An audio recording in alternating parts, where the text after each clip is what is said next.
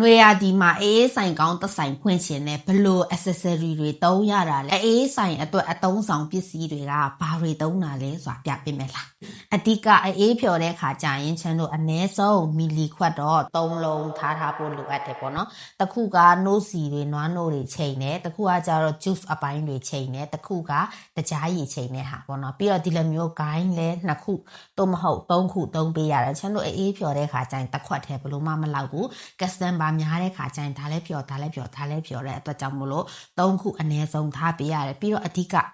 ဘာစွန်းเนาะဒီလိုမျိုးစွန်းတွေသုံးရတယ်နှုတ်ထဲတဲ့စတီးခွက်သုံးရတယ်ပြီးတော့ဒါကကြတော့ချမ်းတကြားရည်ချိန်တဲ့ဟာပေါ့နော်နွားနို့တွေအရတာဆက်တဲ့ဟာဒီတာတွေကိုကတော့ပုံမှန်လေးသုံးဖြစ်တဲ့ဟာလေးတွေပေါ့နော်အဲ့တော့ဒီနွေမှာအေးဆိုင်ကောင်းကောင်းလေးကော်ဖီဆိုင်ကောင်းကောင်းလေးတစ်ဆိုင်ဖွင့်ဖို့ဆုံးဖြတ်ချက်ချထားတဲ့သူတွေကတော့ဒါလေးတွေအသုံးအဆောင်တွေတည်ထားဖို့လိုတယ်တဆိုင်စာကုန်ကျန်းတွေဘာတွေသုံးတာလဲတည်ဖို့လိုတယ်ဘာမီနူးတွေထဲမှာလဲကိုယ့်အတွက်ကိုယ့်ရဲ့ဆိုင်ရောင်းအားကောင်းဖို့အတွက်ဘယ်လိုတွေရှစ်ဆက်ရမလဲဆိုတော့အဲ့ဒါတွေအဓိကအရင်လေးလာပြီးမှ